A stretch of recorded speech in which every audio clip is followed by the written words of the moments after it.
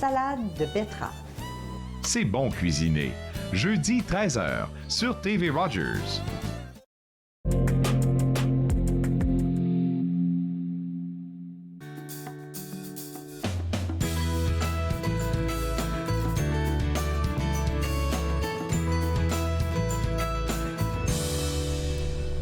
Bonjour, ici Julie Blecomo en remplacement de Claude Andrea Boni.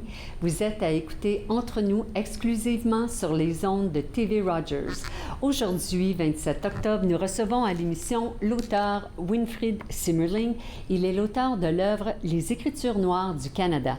Et on est choyé parce qu'on va poursuivre en conversation avec Madame Patricia Godbout. Et c'est elle qui a traduit l'œuvre Les Écritures noires du Canada. On va terminer l'émission avec quelqu'un que vous connaissez bien, que vous appréciez beaucoup, Madame Nathalie Coutou. Elle est avec la boutique d'art autochtone Kewa.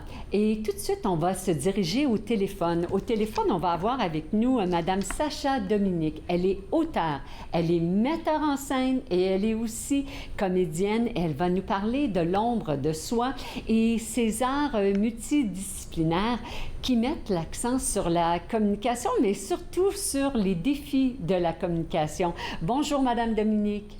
Bonjour. Comment allez-vous aujourd'hui? Ça va très bien, merci. Alors, racontez-nous là, vraiment des arts multidisciplinaires et vous avez porté, on pourrait peut-être même dire, multiples chapeaux pour la présentation de cette œuvre. Oui, exactement.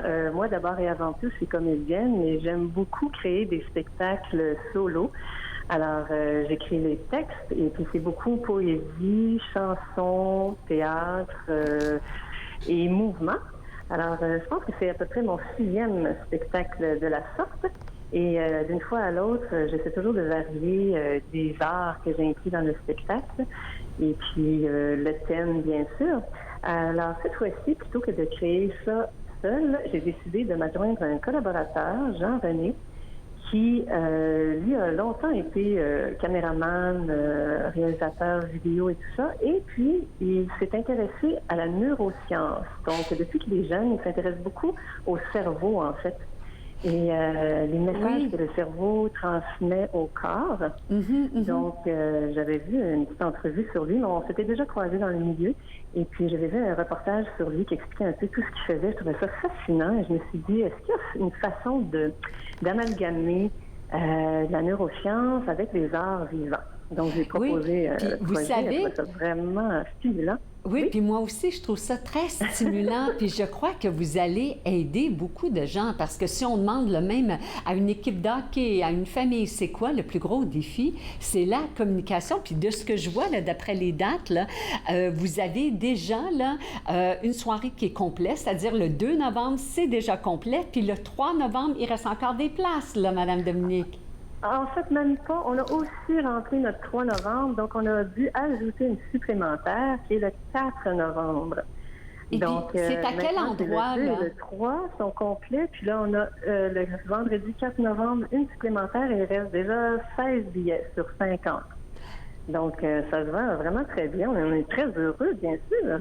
Oui, à quel endroit est-ce que les gens peuvent se procurer des billets là, pour aller voir ça, l'ombre de soi? Oui, alors c'est sur le site internet lepointdevente.com. Donc c'est en un seul mot, lepointdevente.com. Et puis là, ils vont faire recherche l'ombre de soi et puis ils vont arriver automatiquement sur l'information et pour la date du 4 novembre. Puis là, ils vont vous voir sur scène, vous nous l'avez bien dit, là, avec Monsieur Jean-René. Alors, tout le long, vous êtes seulement à deux? C'est-à-dire, il y a une troisième personne qui est le concepteur sonore, de l'environnement sonore. Donc, plutôt que d'avoir de la musique en bande-son enregistrée qui m'accompagne, j'avais envie d'avoir vraiment une ambiance sonore parce que on parle de la communication et surtout de la communication non-verbale, le langage corporel. Qu'est-ce que je veux vraiment dire à l'autre si je ne parle pas, si j'ai de la misère à m'exprimer, à quel point on déforme l'information qu'on peut recevoir quand ce n'est pas clair, quand ce n'est pas exprimé par des mots. Et puis, donc j'avais envie de créer aussi une ambiance qui viendrait un peu jouer sur les perceptions des spectateurs. Donc, des fois, ils vont voir sur scène, faire quelque chose ou interpréter un texte, puis sonorement, ça va être autre chose, et puis visuellement, ils vont avoir accès à mes ondes cérébrales. Tout le long du spectacle, je vais porter un casque qui est électroencéphalogramme, qui va projeter mes ondes cérébrales sur un écran. Donc, ils vont pouvoir voir un peu aussi ce qui se passe dans mon cerveau, dépendant de comment je bouge, comment je parle, ce à quoi je pense. Donc, ça va être vraiment une expérience. C'est un laboratoire exploratoire. J'adore que vous parliez de laboratoire exploratoire de la communication visuelle, vocale, verbale. C'est vraiment fascinant tout ça. On va faire une courte pause, puis ensuite on va revenir et on va poursuivre la communication. Vous êtes bien à regarder Entre nous exclusivement sur les ondes de TV Rogers. Restez là, rafraîchissez votre tasse et revenez-nous tout de suite après la pause.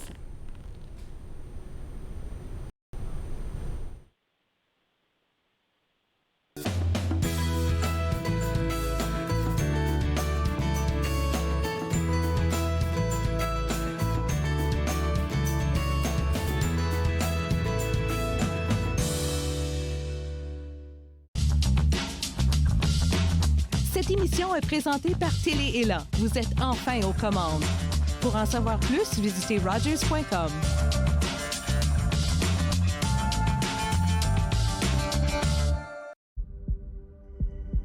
On peut souffrir, être blessé, être écorché, ralenti, désemparé, même paralysé. Mais rien ne peut nous abattre, car nous sommes bâtis sur des fondations solides, inébranlables comme notre mission. Combattons. Combattons ensemble. Ce ne sont pas les plateaux lourds ou le rythme rapide qui rendent la tâche difficile. Ce n'est pas le rythme effréné des demandes des clients. Ce n'est pas le patron qui vous demande de travailler un autre quart de travail à cause d'une collègue malade. Ce qui est difficile, c'est quand vous réalisez qu'un client a atteint sa limite d'alcool et que vous devez prendre la décision de refuser de le servir.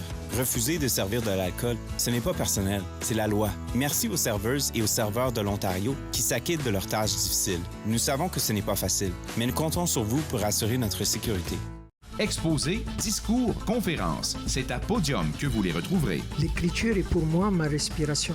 Apprendre à bien vivre avec une maladie chronique, c'est un processus. Podium, dimanche 16h sur TV Rogers.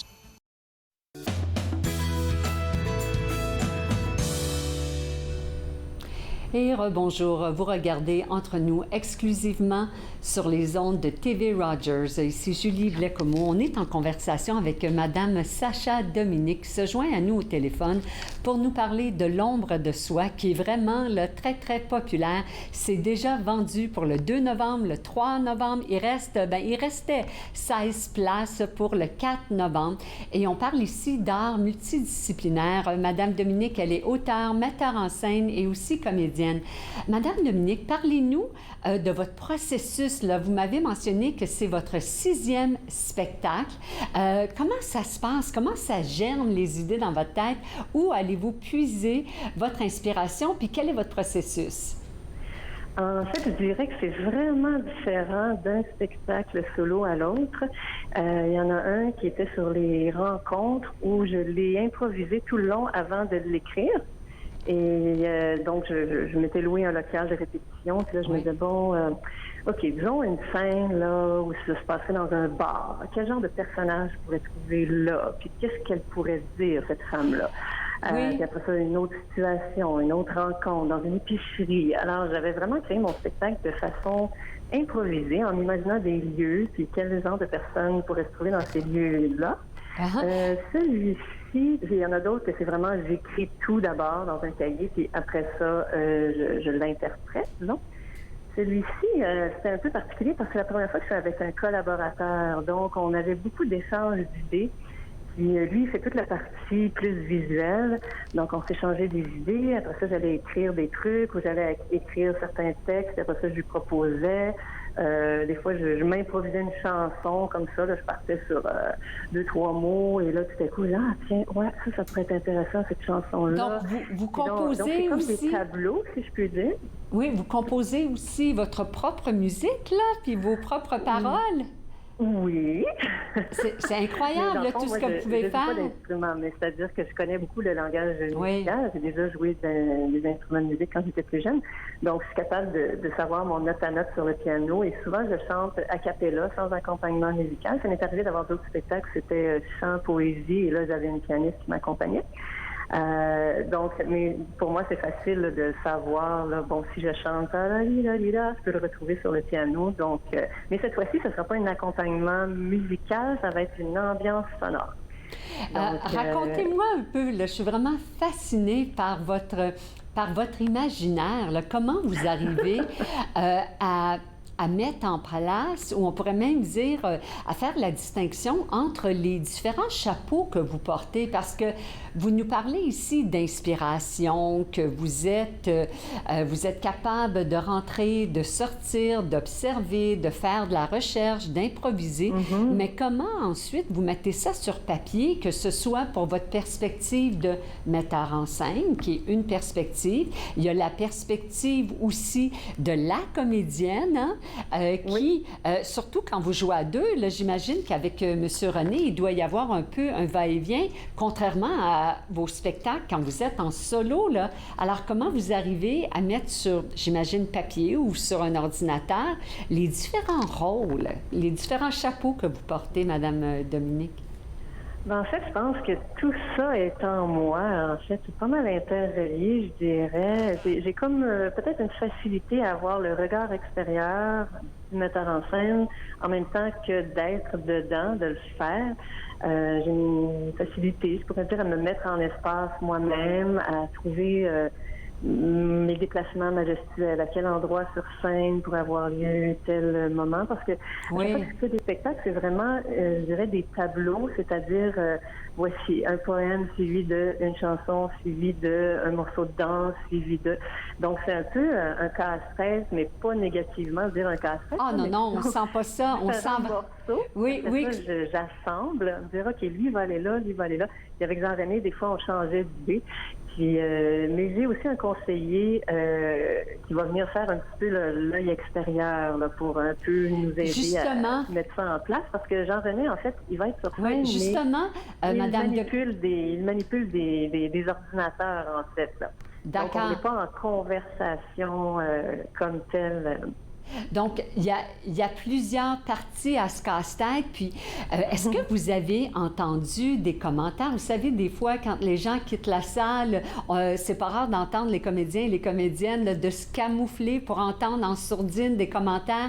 Est-ce que vous en avez eu peut-être sur les médias sociaux? Quels sont les échos, là, juste pour donner un aperçu ou encore pour continuer d'encourager là, que ça soit aussi ça le comble pour le 4 novembre pour vous? Quels sont les témoignages que vous entendez? Là, on n'a pas commencé, bien sûr. C'est vraiment juste ces 3 en répétition, là. Pardon? En répétition, vous savez, vos collaborateurs, là, il y a certainement des choses que vous entendez. Jean-René, lui, il m'idolâtre, là. C'est-à-dire qu'il y avait un autre spectacle que j'avais fait, qui était un spectacle solo, mais qui n'était pas un texte que moi j'avais écrit, mais qui était 20 personnages que j'interprétais sans arrêt l'un à l'autre qui se répondaient. Sans costume, c'est vraiment juste le corps qui changeait, la posture, la démarche et la voix. Puis je faisais des personnages de l'âge de 3 ans jusqu'à 84 ans. Donc là, il avait été fasciné par ce spectacle-là. Il m'en parle J'avoue que ça date de 2019.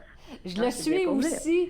Juste déjà, là, je pense que nos téléspectateurs ici aujourd'hui, là, dans leur tête, là, ils ont déjà plein d'images, plein de sons, juste à vous entendre parler de toutes les possibilités de l'art que vous vivez, là, que vous communiquez, parce que je pense que c'est le bon mot, là, la communication là, que vous faites avec votre corps, avec votre voix, tout ça, là, c'est très, très complet. Oui, et puis c'est ça. Moi, je n'ai pas d'artifice, c'est-à-dire que je passe d'un personnage à l'autre, mais celui-ci, ça va être vraiment... il n'y a pas de personnage, en fait. C'est différent de cette façon-là, parce qu'effectivement, mes autres spectacles solo, des fois, c'était il y avait des personnages, donc chaque tableau, c'était un personnage différent à peu près. Cette fois-ci, c'est juste moi, en fait, c'est moi. Puis, donc, j'interprète des textes, je bouge, j'interprète des chansons, des poèmes, mais je ne suis pas campée dans un personnage. C'est vraiment un peu des trucs... comment dire, je puise un peu dans mon bagage personnel ou des généralités aussi au niveau de la communication. Pourquoi des fois on a de la misère à communiquer, à dire les choses? Est-ce que c'est la peur de l'abandon, la peur du rejet, la peur de blesser l'autre? Ou quand quelqu'un, on sent qu'il veut nous dire quelque chose par son corps, mais on n'arrive pas à détecter qu'est-ce qu'il veut nous dire vraiment. Puis là, on peut aller dans des fausses interprétations. Dans notre perception des choses, on ramène tout à soi des fois en disant c'est de ma faute, quand dans le fond, ça peut-être rien à voir.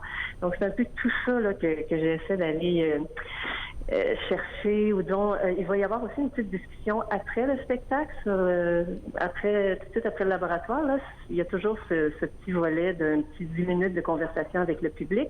Donc, ça va être intéressant d'échanger là-dessus, en fait, sur qu'est-ce que vous avez vécu ce soir. Est-ce que vous êtes questionné sur, ouais, c'est vrai que des fois, peut-être que je suis pas claire dans le message que j'essaie de communiquer à l'autre et tout ça.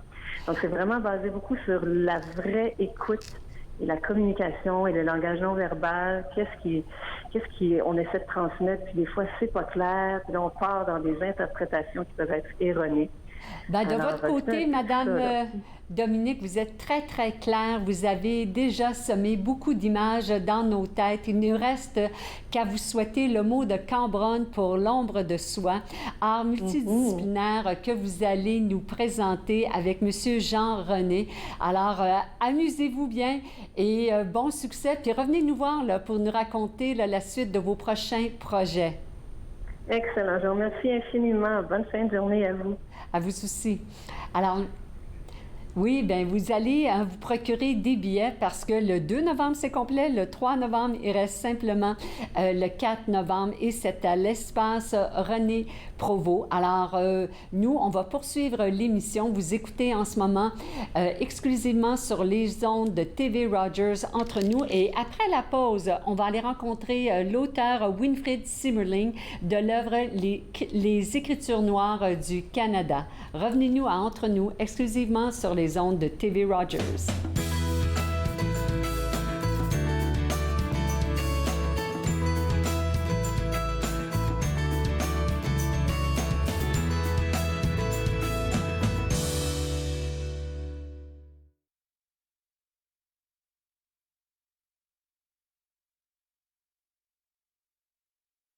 Je m'appelle Chef Marc Miron et je vous invite chaque semaine dans ma cuisine. Je vous ferai découvrir des recettes, des plats, des techniques provenant du monde entier. C'est à ne pas manquer. Passion Cuisine, lundi 13h30 sur TV Rogers.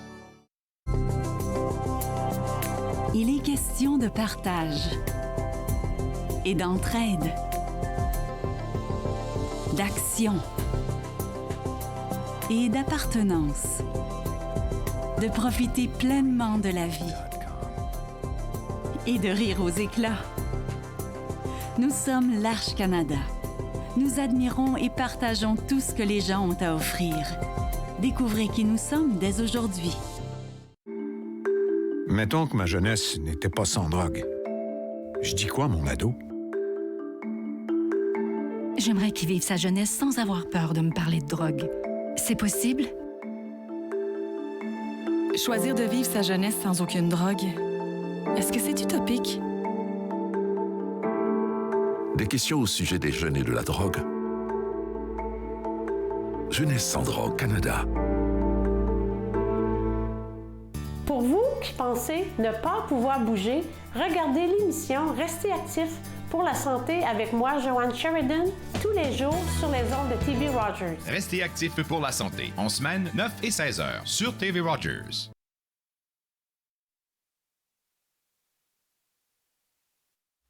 Exclusivement sur les ondes de TV Rogers. Et là, on va voyager un peu, on va voyager à l'autre bout du monde, en Allemagne. On va aller rencontrer un auteur, l'auteur de l'œuvre Les Écritures noires du Canada, M. Winfried Simmerling. Bienvenue à Entre nous. Comment allez-vous? Bonjour, ça va très bien. Comment est-ce que ça va à Ottawa? Ça va très bien aujourd'hui. C'est magnifique la météo. Alors, on espère qu'il en est de même pour vous. Racontez-nous, là, Monsieur Simmerling, qu'est-ce qui vous a motivé à écrire ce livre-là, Les Écritures noires du Canada? Quelle était votre motivation? Oui, mais écoutez, quand j'ai commencé à écrire ce livre-là, ça a pris à peu près une décennie à le terminer. Alors, c'est un livre assez substantiel. Et alors, à cette époque-là, il n'y avait vraiment qu'un seul livre au Canada qui traitait des écritures noires du Canada. Alors, c'était le livre Odyssey's Home de George Eliot Clarke, l'écrivain qu'on connaît très bien. Mais c'était vraiment le seul volume qui parlait de la littérature canadienne noire. Alors, et ce volume-là, c'était une collection d'essais de George Eliot Clarke. Alors, c'était pas un volume qui racontait toute l'histoire en détail. Ouais. Et alors, à cette époque-là, oui. Donc, pour vous, là, vous ne vouliez pas répéter quelque chose qui avait été fait. Ce n'était pas la forme de l'essai. Alors, comment c'est différent, votre œuvre, Les Écritures noires du Canada, de cet autre volume qui était le premier? Oui, alors j'ai vraiment essayé de présenter une histoire, bon, pas complète, mais plus ou moins une histoire des débuts jusqu'à présent. Alors, le résultat a été un livre qui couvre beaucoup de périodes, mais aussi beaucoup de régions. Alors, par exemple, il y a des chapitres sur la Colombie-Britannique, les écritures noires. Il y a un chapitre sur les prairies, sur des écrivains comme Claire Harris ou Ezzy Hutchin, par exemple. Il y a un chapitre assez substantiel qui porte sur la Nouvelle-Écosse, qui était à un moment donné le coin où il y avait la population la plus importante noire au Canada. Alors voilà, cela a donné un volume qui parlait de beaucoup de choses en ce qui concerne les périodes, mais aussi en ce qui concerne la géographie. Oui. Et qu'est-ce qui, pour vous, a été peut-être une surprise? Qu'est-ce qui vous a frappé au fil de votre recherche, de la rédaction? Là, vous nous l'avez dit, là, une décennie, là, 10 ans. Alors, qu'est-ce qui vous a frappé le plus, la plus grande surprise que vous avez eue? Oui, alors je crois chaque fois qu'on entreprend une recherche comme ça, on apprend vraiment qu'on sait très peu. On apprend beaucoup de choses et alors, c'est normal pour la recherche et c'est ça qui fait que c'est fascinant, que c'est passionnant. Et alors, ce que j'ai vraiment découvert, c'est que c'est une richesse incroyable. Alors, on a par exemple une chronologie à la fin du livre qui comporte à peu près 70 pages de chronologie de textes, des écritures qui ont été achevées par des écrivains noirs au Canada. C'est un document qui a été mis à jour par Philippe Mongeau, qui était un autre collaborateur pour nous, alors aussi un outil très important qui sert évidemment à faciliter le travail avec ce volume-là. Mais alors voilà, ça c'était une des surprises, simplement la richesse du matériel, mais autrement aussi évidemment la qualité du matériel. Alors ce qu'on découvre très vite, c'est que c'est plusieurs littératures, en effet, c'est des littératures noires, c'est pourquoi le pluriel, qui viennent des coins différents du pays, mais aussi des périodes différentes. Mais aussi, on découvre des styles incroyables qui sont très, très, très variés. Et au niveau là, des variations de style, qu'est-ce que vous pouvez nous raconter? Est-ce qu'il y avait de la poésie? Est-ce qu'il y avait de la fiction? Ou peut-être, est-ce qu'il y avait des liens communs? Là? Racontez-nous un peu ce qu'il y en est là, des styles. Oui, alors par exemple, j'ai aussi utilisé des textes comme par exemple l'interrogatoire d'Angélique à Montréal en 1734. Alors, elle a raconté ça aux autorités, mais c'est quand même son histoire que nous raconte. Alors voilà, des documents qui font partie de l'archive impériale, disons. Plus tard, il y a des récits Il y a des récits au 18e siècle en Nouvelle-Écosse qui étaient écrits par, disons, des ministres du culte à l'époque. Il y a des récits d'esclavage au 19e siècle, très riches à cause des textes reliés au chemin de fer clandestin à l'époque. Plus tard, au 20e et plus tard, on a évidemment des romans, on a des pièces de théâtre, on a la poésie, on a de la poésie très expérimentale, on a des romans d'une variété incroyable. Alors ça participe vraiment à la littérature contemporaine comme on la connaît d'autres coins, mais avec une orientation très spécifique à cause de l'expérience noire au Canada. Oui. Au fil de votre recherche, est-ce que vous avez remarqué peut-être au niveau de la rédaction là, un ordre chronologique ou est-ce qu'il y avait peut-être des méthodes qui étaient différentes là, au fil du temps? Plus on avance dans un art comme la rédaction, j'imagine qu'il y a certains outils. Là, si on pense maintenant, là, il y a des ordinateurs qu'il n'y avait pas dans le temps. Et dans le temps, il n'y avait peut-être même pas l'électricité. Donc, la rédaction là, à la chandelle. Est-ce que vous avez remarqué certaines choses au niveau de l'évolution de la chronologie là, pour ces auteurs-là? Oui.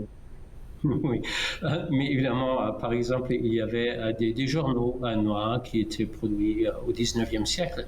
Et on peut trouver encore une presse manuelle quand on va dans un musée qu'avait utilisé Marianne Shadd, la première directrice d'un journal noir au Canada, Winchell Freeman. Voilà, alors ça, c'était un travail vraiment à la main.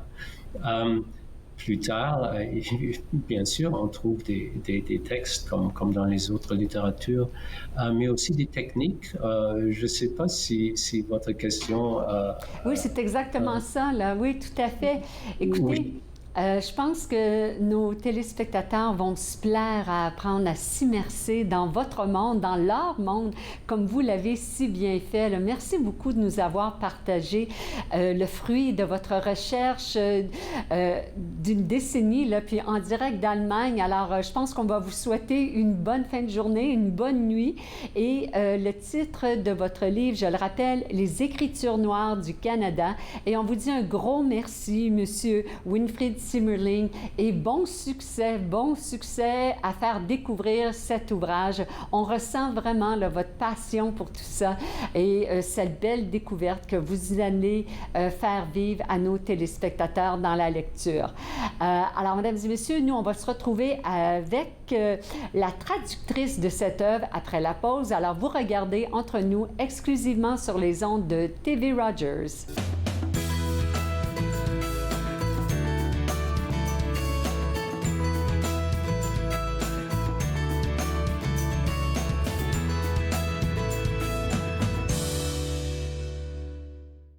Ici Jean-Marie Vianney. À chaque semaine, je vous ferai découvrir des personnalités provenant de différents milieux.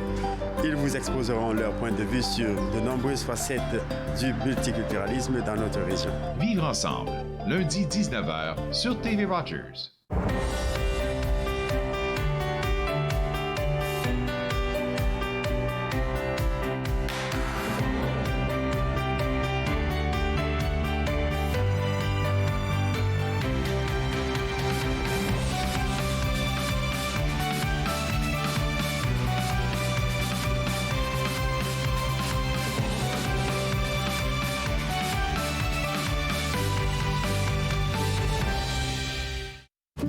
C'était le fun?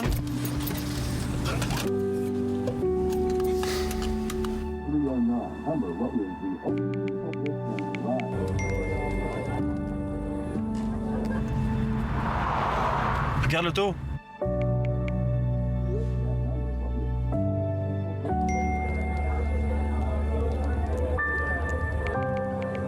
C'est pas celle-là dont tu me parlais l'autre fois? Je suis Linda Leclerc et chaque semaine, en compagnie de mes invités, vous apprendrez comment relaxer, vous dilater la rate et surtout être de bonne humeur. Yoga du rire, dimanche 20h30 sur TV Rogers.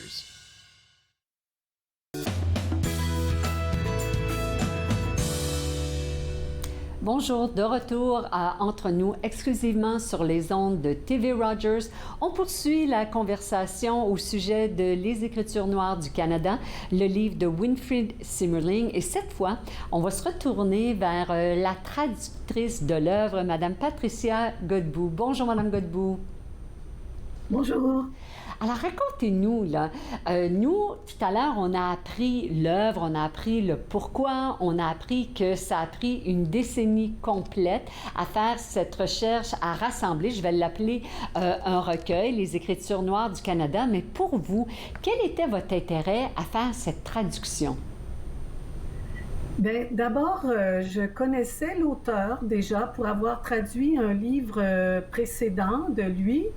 Et quand j'ai entendu parler de ce livre en particulier, je me suis dit que ça valait vraiment la peine de le traduire, de le faire passer en français, parce que c'est, comme il l'a expliqué tout à l'heure avant la pause, c'est un ouvrage novateur qui n'existait pas au Canada.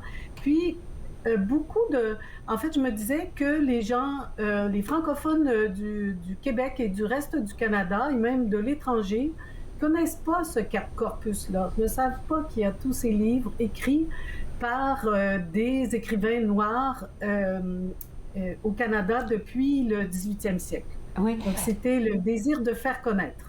Bien, je crois que mission accomplie.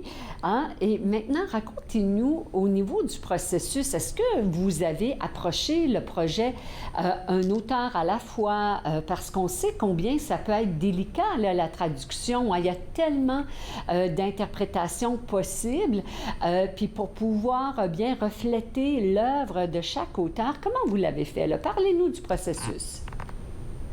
Ben oui, en fait, c'est ça mon souci, c'était de respecter le texte de Winfried Simmerling, de dire ce qu'il disait, de ne pas dire plus, ne pas dire moins, et d'être fidèle aux auteurs qu'il citait. Entre autres, une partie de mon travail a consisté à vérifier ce qui existait déjà en français. L'auteur parlait tout à l'heure de récits d'esclaves, par exemple, écrits au 19e siècle. Il y en avait qui avaient déjà été traduits en français. Donc, c'est un plaisir pour moi de les retrouver et de trouver la citation que l'auteur utilisait dans l'ouvrage, Les Écritures noires. Donc, il y avait de ça. Et aussi d'aller chercher des livres sur le sujet, sur un sujet analogue, pour m'inspirer de la façon de dire toutes ces choses en français. Oui. Madame Godbout, justement, dire ces choses en français, on sait que la langue, elle est vivante. La langue, elle évolue. Le français évolue. Et il y a des choses qui peut-être se disaient au 18e, au 19e siècle. On continue, on avance, puis que maintenant, sont presque tabous, là. Comment vous avez composé avec ça? Il y a moyen de dire les choses d'une façon qui est respectueuse du texte original, mais qui ne choque pas les lecteurs contemporains. Je me suis beaucoup inspirée de livres qui avaient été écrits, traduits récemment. Je pense à un livre de Robin Maynard qui s'appelle en français « Noir sous surveillance ». Il y a des façons donc de dire les choses tout en étant respectueux du public d'aujourd'hui. Mais c'est vrai que c'est une difficulté juste même au niveau de la langue, pas juste par rapport à certains termes, mais Winfried Simmerling parlait tout à l'heure d'une auteure du 19e siècle qui s'appelle Marianne Shad, qui a été directrice d'un journal noir, le premier journal noir au Canada autour de 1850. Mais elle, c'est quand Winfried Simmerling la cite dans son livre, l'anglais qu'elle utilise est un anglais de l'époque du milieu du 19e siècle. Alors en français, il faut trouver une façon de rendre ça pour que ce soit lisible pour le lecteur d'aujourd'hui, la lectrice d'aujourd'hui, mais en même temps qui rende compte de ce qu'elle disait précisément. Oui, je vous écoute parler des difficultés, je vois votre sourire et j'entends la joie. Parlez-moi de ce plaisir-là, là, de faire ces traductions, ces adaptations. Il y a de la traduction, mais il y a aussi des adaptations qui se font dans le respect. Parlez-moi plus globalement de votre rôle de traductrice. Là. Où est-ce que vous trouvez ce plaisir-là? Là? On l'entend tellement dans votre voix, puis on le voit dans votre sourire. Bien, écoutez, la traduction, c'est un art qui est souvent méconnu, dans le sens où c'est souvent invisible. Souvent, même, on mentionne même pas le nom du traducteur quand on parle d'un livre. Et donc, moi, au contraire, je trouve que c'est une façon de rendre hommage à un ouvrage, et donc, c'est une grande responsabilité, mais en même temps un grand plaisir de pouvoir l'offrir à un nouveau public. Parce que avec le travail de collaboration avec Winfried Simmerling, qui parle très bien français, comme vous avez pu le voir, le travail d'édition des presses de l'Université d'Ottawa. Donc, c'est sûr que c'est un travail long et patient. Ça ne m'a pas pris une décennie pour le traduire comme lui. Combien de temps pour vous, Mme Godbout? À peu près 1 an, mais pas à temps plein, là. Donc, en franchissant des étapes, en lui donnant lui posant des questions, lui donnant des passages à lire quand j'étais pas sûre de quelque chose. Donc, lui, c'est un spécialiste, il pouvait vraiment bien me guider. Puis ensuite, le travail des presses de l'Université d'Ottawa, qui ont fait un très bon travail d'édition. Ça aussi, c'est important, c'est sérieux. On veut bien faire les choses pour ensuite quand on tient le livre dans ses mains, ça en est un vrai plaisir. Une fois que le travail est terminé et que le livre est publié, là, j'étais très contente parce que c'était mission accomplie et maintenant, ça va pouvoir rejoindre un nouveau public francophone. Oui, bien, félicitations pour cette belle collaboration. On vous souhaite un franc succès avec les Écritures noires du Canada et on est ravis que vous ayez pris le temps aujourd'hui de discuter avec nous du processus de traduction et on comprend la complexité qui a été double cette fois-ci, non seulement pour interpréter, pour traduire l'œuvre de M. Winfried Simmerling, mais aussi de respecter le langage de ses auteurs à travers pas juste des décennies, mais vraiment des siècles. Alors, bon succès à vous, Madame Godbout. Merci beaucoup d'avoir été avec nous aujourd'hui. Alors, vous regardez Entre nous exclusivement sur les ondes de TV Rogers et après la pause, on va aller retrouver quelqu'un que vous connaissez, que vous aimez bien. On va aller retrouver Madame Nathalie Coutou de la boutique d'art autochtone Kewa. Alors, revenez-nous à Entre nous exclusivement sur les ondes de TV Rogers.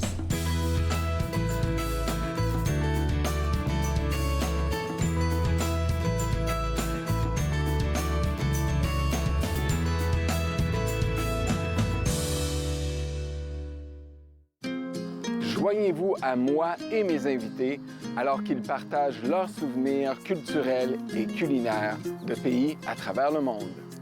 Bouffe sur la route, dimanche 20h sur TV Rogers. Je suis né sur le territoire de la Première Nation Musqueam mais j'ai été élevé par ma mère qui me parlait Nkaminem. Enfant, j'ai arrêté de parler ma langue maternelle car on m'a dit que de parler d'autres langues que l'anglais ne faisait pas canadien. Les aînés me sont apparus en rêve. Ils m'ont rappelé qui je suis et d'où je viens. Je me suis alors réveillé. Mes racines sont solides et je ne suis plus un locuteur silencieux. Ma langue révèle mes origines, me définit et me guide pour montrer et expliquer notre culture et nos traditions. C'est un cadeau pour les gens d'aujourd'hui et la génération à venir. Ce qui était perdu est retrouvé. Ce qui était endormi est réveillé. Mon sang est ici et je suis complet. J'ai renoué avec mes origines. Ici Jean-Marie Vianney. À chaque semaine, je vous ferai découvrir des personnalités provenant de différents milieux. Ils vous exposeront leur point de vue sur de nombreuses facettes du multiculturalisme dans notre région. Vivre ensemble, lundi 19h sur TV Rogers. Alors, vous regardez Entre nous exclusivement sur les ondes de TV Rogers et tranquillement, vous allez voir apparaître à l'écran Nathalie Coutu, que vous connaissez bien de la boutique autochtone Kewa. Et aujourd'hui, Nathalie, on va parler de Out Loud. Oui. Oui. Out Loud, c'est une prestation qui va avoir lieu dans le village. Puis ça vient de... En fait, j'ai une artiste invitée aujourd'hui qui s'appelle Nadia. Oui. Nadia Ross va présenter le projet comme tel tout à l'heure. Mais en fait, ce que je voudrais présenter, c'est pourquoi on fait ça ensemble. Oui, oui, bien, on va reculer un petit peu, là. Hein, on va éduquer nos téléspectateurs. Alors, quand tu parles du village, là, puis on se tutoie parce que Nathalie, c'est une habituée de l'émission. Ça va comme ça? C'est parfait. Oui, et alors le village dont tu parles, on parle du village de Wakefield. Oui. Et là, c'est un genre de festival Out Loud. Positionne-nous ça, là. Bien, en fait, je te dirais que c'est un... Le mot festival, on comprend que c'est une festivité. Mm-hmm. Pour moi, le mot festival a une réalité qui est différente pour toi, mais on comprend. On comprend le parapluie d'un festival. Mm-hmm. Fait qu'on comprend aussi pourquoi c'est important, mais la façon puis l'approche de Out Loud, c'est vraiment d'aller... Il y a comme tout un processus au niveau de ramener les gens dans un rassemblement. Oui. Là, je viens d'avoir un super bel entretien avec Nadia, puis ce que je dois vous dire avant de parler de l'événement qui est Out Loud, c'est que pourquoi j'aimerais ça inviter vos auditeurs, les auditeurs de la capitale, à venir. C'est bilingue. À Wakefield, oui. 3, 4, 5, 6 novembre. Exactement. Alors, c'est bilingue. Et puis, pourquoi? Pourquoi est-ce que les gens devraient se préparer à l'avance? Parce que ça s'en vient. Alors, il y a une préparation. Est-ce qu'il faut réserver? Comment ils vont faire? Ça va fonctionner facilement. Ils vont être chez eux, ils vont s'en aller soit en voiture, en covoiturage, en autobus, ou ils prennent la décision de venir. Il n'y a aucun frais d'entrée. Puis c'est vraiment c'est un bloc de 4 heures où est-ce que les personnes, les humains, peuvent arriver au centre communautaire de Wakefield. Puis là, ils vont pouvoir rentrer puis rester le temps qu'ils veulent. Ils vont voir la programmation qui est en ligne sur le lien. Ah bon, alors il va y avoir différents spectacles. Oui. C'est gratuit. Oui. Alors ils vont avoir à faire des choix là, quand ils vont arriver sur place. Oui. Puis tout à l'heure, Nadia va vous parler de ces choix-là. Moi, je vais vous parler de Nadia. Ah. Parce que Nadia, c'est elle qui a eu la vision de tout ça. Puis ce qui est phénoménal avec cette femme-là, c'est que d'abord, c'est une amie. Elle habite au village depuis aussi lointain que je m'en souviens. Moi, je suis arrivée il y a 21 ans, fait qu'elle pourra nous le dire. Mais elle a un parcours au niveau académique qui est fascinant. Elle a une étude, elle étudie en théâtre. Elle est allée à Berlin. Elle a été là quand il y avait la transition du mur qu'on voulait abolir, là, le mur de Berlin. Ah, elle a vécu ça, là. Elle a vécu tout ça en tant que jeune femme aux études en théâtre qui était très rigoureux. Mm-hmm. Puis à travers le temps, elle a fait des tournées à l'international, elle a eu des prix au niveau universitaire et elle s'est questionnée sur tout ce qui était le rassemblement. Puis elle est allée désamorcer qu'est-ce que c'est un rassemblement, pourquoi on se rassemble, comment ça se fait qu'on se rassemble, comment ça se fait que le théâtre est fait comme ça, de cette façon, comment ça se fait que le classique du théâtre qu'on connaît est aussi une approche coloniale, comment ça se fait que la femme dans le théâtre, elle a cette place-là, que l'homme a cette place-là, elle a tout mis ça, là, en perspective, puis elle a gagné le prix Siminovitch, qui est une reconnaissance assez intéressante, assez extraordinaire au Canada. Donc, elle va mettre là, vraiment ses talents, on pourrait dire, à profit, même si c'est gratuit, pendant Out Loud. Là, tout à l'heure, tu as dit tous ces humains-là.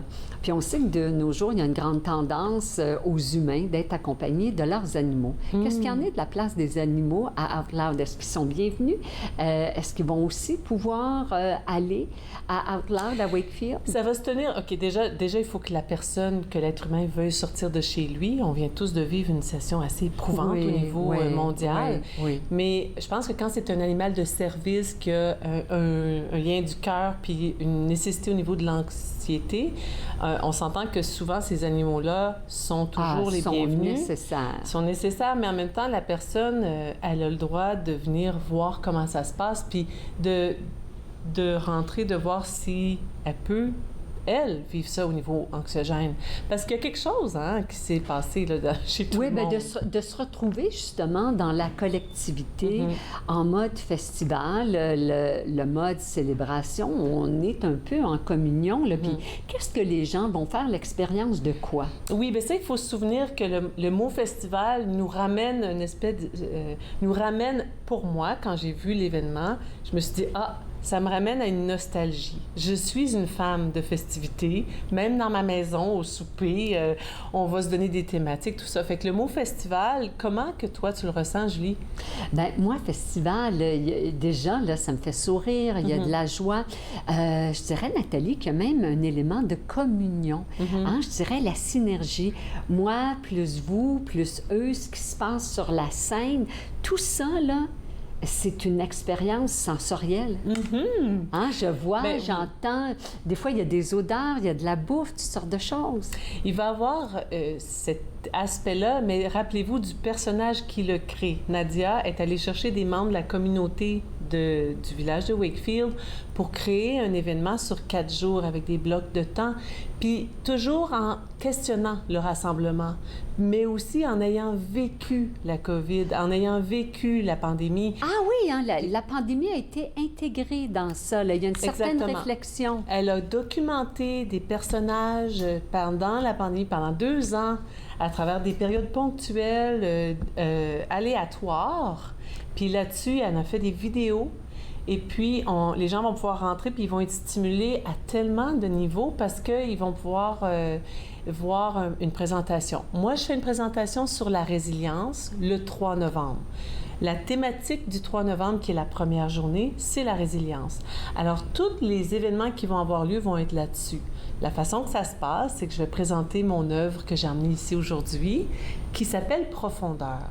Alors ça, c'est la toile, là, parce qu'on sait que tu fais des toiles, puis ensuite, elles sont adaptées à Montréal. Ça devient des vêtements, une écharpe, une jupe, comme tu portes aujourd'hui, ou un sac. Alors ça va être le 3 novembre pour toi. Le 3 novembre, c'est la journée résilience. Puis là, avec Mme Ross, on va en apprendre plus pour le 4, le 5, le 6. Oui, mais le 3, c'est pas tout. Là, je vais pas vendre des choses, cette journée-là. Je vais parler de l'œuvre, de la résilience, de la thématique, puis de comment est-ce que, quand on a, par exemple, moi, mon moteur d'expression, c'est le pinceau. Fait que le pinceau me fait créer une œuvre sans jugement avec des émotions, puis je la transcris comme ça. Nadia, avec les humains, avec les gens de la communauté, avec sa notion de rassemblement, elle a créé un événement où est-ce que on se questionne sur l'importance du rassemblement. Puis il va y avoir des gens qui vont venir, là, qui vont être... Si les gens veulent porter leur masque parce qu'ils ont des craintes au niveau ou des conditions, ils peuvent le faire.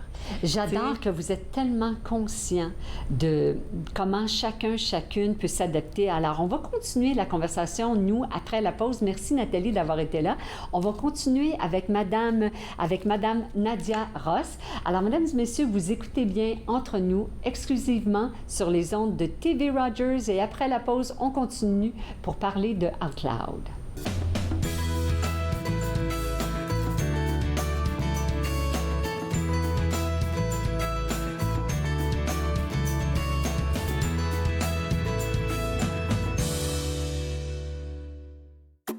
Je suis Linda Leclerc et chaque semaine, en compagnie de mes invités, vous apprendrez comment relaxer, vous dilater la rate et surtout être de bonne humeur. Yoga du rire, dimanche 20h30 sur TV Rogers. Bonjour, je m'appelle Michel Prévost, je suis un historien et archiviste, président de la Société d'histoire de l'Outaouais et j'ai le plaisir, avec les émissions Promenade dans le temps, de vous faire découvrir le riche patrimoine d'Ottawa, de Gatineau, de l'Est ontarien et de l'Outaouais. Ces émissions ont pour but de vous faire connaître notre patrimoine et le valoriser. Promenade dans le temps. Mardi 19h30 sur TV Rogers. L'industrie canadienne du cinéma et de la télévision a besoin d'une main-d'œuvre plus diversifiée, qui offre plus de possibilités aux personnes noires, autochtones et de couleur. Embaucherdiversité.com est là pour ça.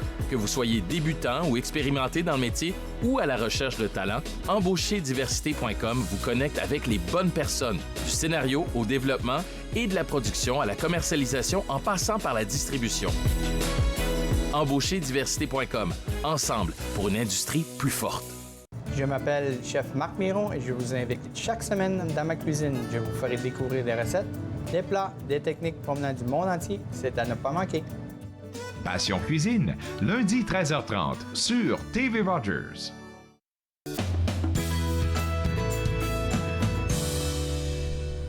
Vous regardez Entre nous exclusivement sur les ondes de TV Rogers et on poursuit la conversation sur ce festival, on pourrait dire sensoriel, expérientiel, qui va faire la transition de la pandémie à aujourd'hui. Ça s'appelle Out Loud. Ça va avoir lieu à Wakefield les 3, les 4, les 5, les 6 novembre. On en a entendu parler avec Nathalie Coutu, mais là, on continue avec Nadia Ross. Bienvenue à l'émission, Madame Ross. Merci, merci.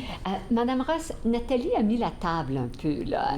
Puis vraiment, je dois dire qu'on est très privilégiés de vous recevoir. Vous avez reçu ces grands honneurs à travers le monde. Puis là, vous avez adapté l'art pour aller faire vivre aux gens de la région, de la capitale fédérale, là, Out Loud, le festival sous toutes ses formes. Racontez-nous, quelle est votre intention? Oui, mais le projet Out Loud, on a l'idée, on veut rentrer dans les salles et on se demande, bien, c'est pourquoi cette salle et pourquoi qu'on se réunit. Alors, c'est des questions vraiment très de base, très simples, mais quand on les pose vraiment et qu'on les pose avec notre cœur, la réponse est très intéressante. Alors, on était à Berlin le mois dernier, on a fait un Out Loud à Berlin, c'était au théâtre How One, un grand théâtre énorme avec, il y avait 30 personnes qui travaillaient, c'était vraiment quelque chose d'extraordinaire. Et on amène les pièces de ça ici à Wakefield, à une salle très petite, parce que Wakefield, c'est un village très petit, c'est pas un gros théâtre. Alors, mais ce qu'il y a à Wakefield, c'est une communauté. Oui, et alors, c'est une communauté, et comme toute communauté, on a vraiment une des grandes épreuves dernièrement. Oui, bien, la communauté planétaire. Madame Ross, je vous entends parler que là-bas, il y a eu un Out Loud, puis il va y en avoir un ici. Comment vous faites la définition du mot Out Loud? C'est rassemblement explosif? Qu'est-ce que c'est? Dans notre cœur, dans notre tête, il y a toujours un monologue. On se parle toujours dans notre tête. Des fois, c'est pas trop bon, par exemple. Des fois, c'est terrible. Des fois, c'est terrible. Des fois, c'est très beau. Des fois, c'est complètement ridicule. Mais on se parle toujours. Alors, Out Loud, c'est comme si on sortait ça un peu plus. Nos pensées internes, on va les partager. Oui. Comme ça, on va créer un effet de collectivité. Et d'intimité. Et on devient intime quand on partage à ce niveau-là. Alors, ce que j'ai fait pendant les derniers 2 ans et demi, avec des gens du village, j'ai pris des conversations où ils ont partagé leur esprit, leur pensée intime, et maintenant on partage ça avec notre communauté. On se dit, écoutez, on a tous une histoire. Il y a des histoires qui ont été très difficiles, il y a des gens qui ont eu des très grandes épreuves, il y a d'autres gens qui étaient pas si mal. Donc, vous avez fait un appel à la population de Wakefield pour avoir des entretiens. Alors, vous vous êtes promené dans la communauté avec votre enregistreuse. C'est avec Zoom. Dans ce temps-là, on ne pouvait pas se rencontrer. C'est vrai. Moi, le 9 mars 2020, c'était la journée où la pandémie a été annoncée, déclarée. Moi, j'étais sur la scène à Berlin. Alors, on a tous été renvoyés chez nous et quelques jours après ça, je me suis dit, mais ça, c'est quelque chose d'extraordinaire. Ça va durer. Ça ne va pas être fini dans un mois. Ah, vous saviez déjà ressenti ça? Je savais parce que j'avais aussi à Toronto, en 2004, avec le SARS. J'étais là pendant ça. Et je me rappelle comment que c'était vraiment... il n'y a personne, il rentrait dans les salles, c'était vide. Et c'était la même chose qui allait se passer ici. Alors, ça fait 2 ans. Je savais que ça allait prendre au moins 2 ans. J'avais ce sentiment. Alors, je me dis, mais c'est le temps d'aller parler aux gens, d'aller... il y avait des gens qui étaient toutes seules, complètement seules chez eux. Alors, moi, avec le Zoom, qu'est-ce que tu penses? Je suis certaine que ça a été aidant pour cette personne-là, la personne, comme vous le mentionnez, là, qui est seule. Alors, vous avez rassemblé ces témoignages-là. Puis maintenant, qu'est-ce que les gens vont faire? L'expérience de quoi, là, pendant le Out Loud 3, 4, 5, 6 novembre à Wakefield? Alors, il y a beaucoup qui se passe au centre Wakefield. Il y a beaucoup... Au centre, au cœur, est-ce que l'art peut nous aider? Est-ce que l'art peut nous aider à surmonter des épreuves. Et comment est-ce que l'art nous aide? Et comment est-ce que le rassemblement nous aide? Parce que on se guérit quand on se rassemble. Mais si on ne peut pas se rassembler, ça fait 2 ans qu'on ne se rassemble pas, est-ce qu'il y a une façon qu'on peut se rassembler légèrement? Alors, tu peux rentrer, partir à ta guise, c'est gratuit. Ouais. Et tu vas, quand tu rentres, tu vas entendre pendant quelques temps, parce qu'il y a d'autres choses qui se passent aussi, des histoires de ta communauté. Des histoires qui vont être à l'écran. Mais la personne va être là aussi sur scène. Alors, c'est comme presque une cérémonie de remerciement de l'histoire que tu as vécue. Parce que tu as vécu une histoire, il y a peut-être d'autres gens qui disent « Ah ben, t'étais pas correct, t'étais pas juste, t'étais pour le masque ou contre le masque, ça m'est égal. C'est ton histoire que tu as vécue. D'accord. Et nous autres, on te remercie pour ton histoire. Alors, parce qu'on doit se rassembler avec beaucoup plus de tolérance, on doit se rassembler avec nos corps, parce que c'est ça la fondation de la démocratie.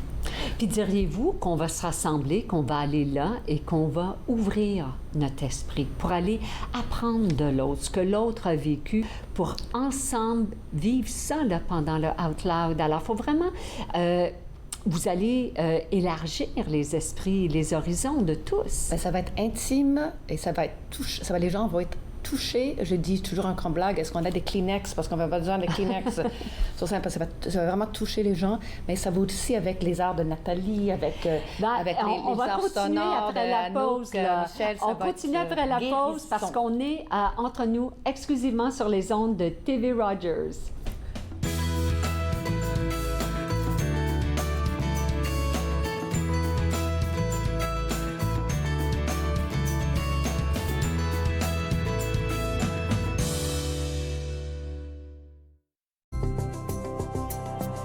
Il est question de partage et d'entraide, d'action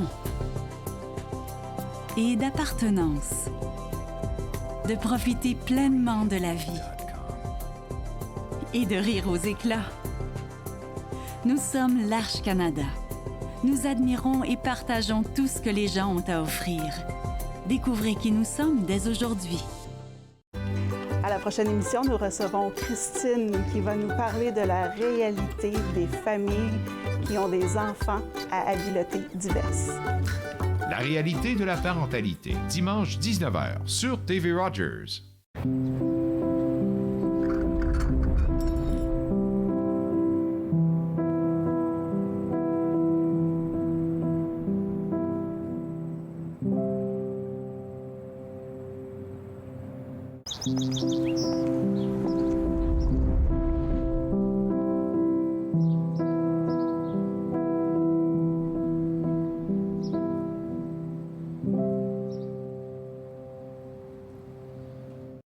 À la prochaine émission de Vivre Ensemble, j'aurai le plaisir de recevoir Yasmine Diani, étudiante à l'Université d'Ottawa, membre du CA de l'ACFO.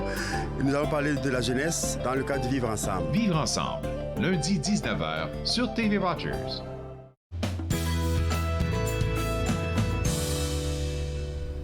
Vous regardez Entre nous exclusivement sur les ondes de TV Rogers.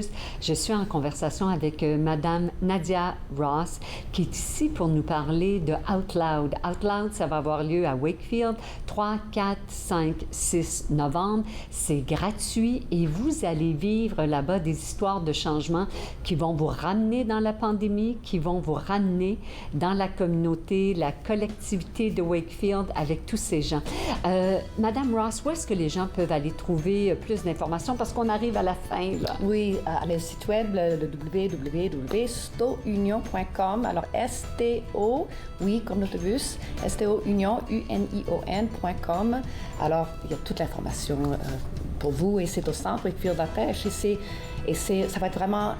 On va avoir du fun. C'est intéressant et fun. Intéressant, interactif, fun. Vous allez retrouver Mme Nadia Ross, Nathalie Coutou qui va être là. Et là, nous, demain, on va se retrouver pour la suite, pour rencontrer d'autres gens de la belle communauté. Et vous avez regardé Entre nous exclusivement sur les ondes de TV Rogers. À demain!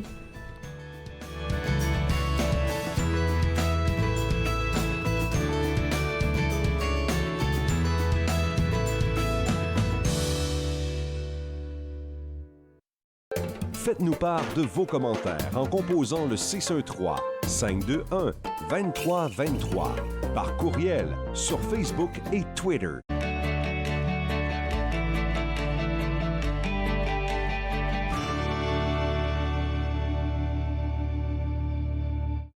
Je m'appelle Zachary et mon sport préféré, c'est le hockey. C'est grâce à l'Association des amputés de guerre si je peux jouer au hockey parce que j'utilise une prothèse qui m'aide à tenir mon bâton de hockey. Je peux faire des lancers frappés. Je peux manier la rondelle. Moi, je fais partie de l'Association des amputés de guerre. C'est comme une équipe. Merci!